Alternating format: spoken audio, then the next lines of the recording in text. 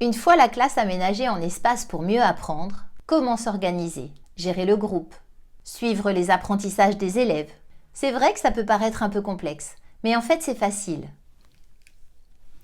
Vous allez voir.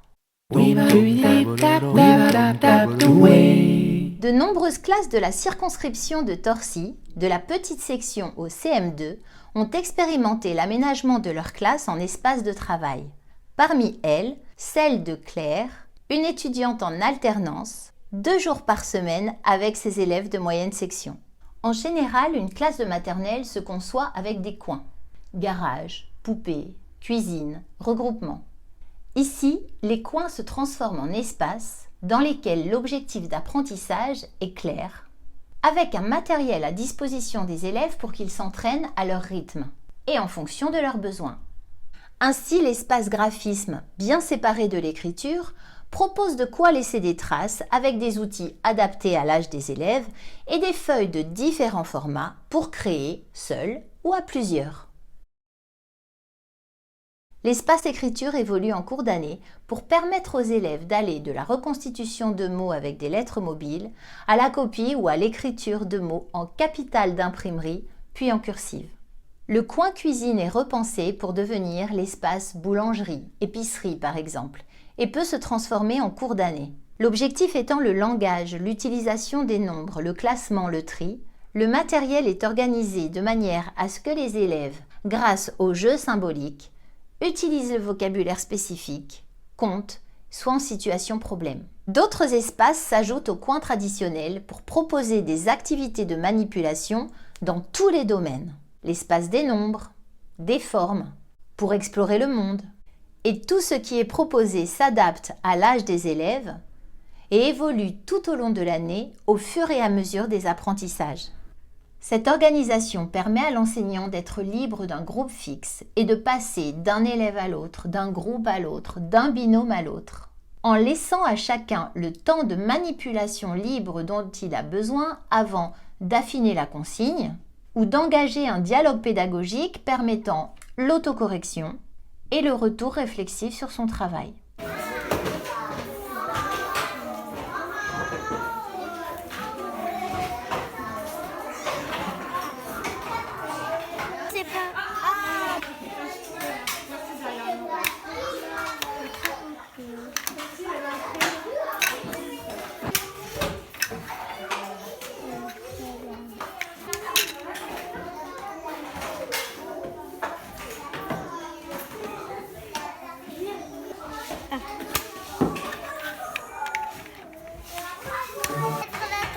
Oui, tu la mets sur la table de la réussite.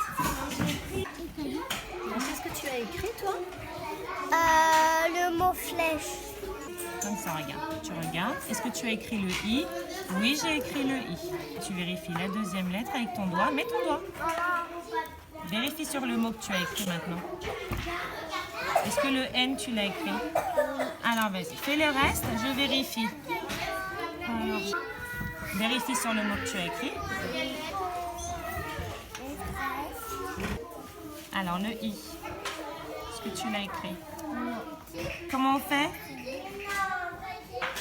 Tu le réécris? Vas-y.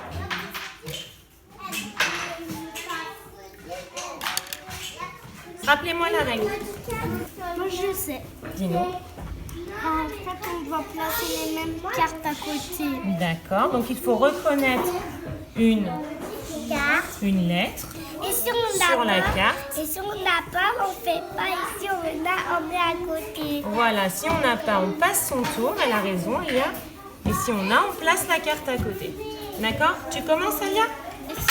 Ça colle, alors ça veut dire que ça attire? Oui, très bien.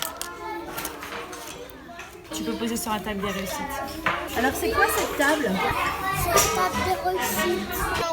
On met là. Et comment la maîtresse, elle sait que c'est toi qui as fait ce travail? Parce qu'on met sur l'étiquette. Vas-y, tu la mets, comme ça on sait.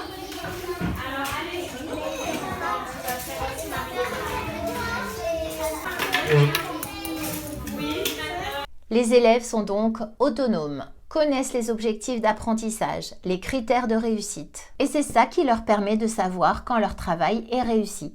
Les élèves connaissent tous ces espaces parce qu'on les leur a explicitement présentés et qu'ils y ont été accompagnés. La différence avec les ateliers, c'est que les élèves sont libres d'aller dans les espaces proposés par l'enseignant et de voyager de l'un à l'autre sans attendre le signal pour tourner. Le temps de regroupement est dédié au collectif pour des temps de partage, d'échange, de réflexion, de synthèse, de découverte.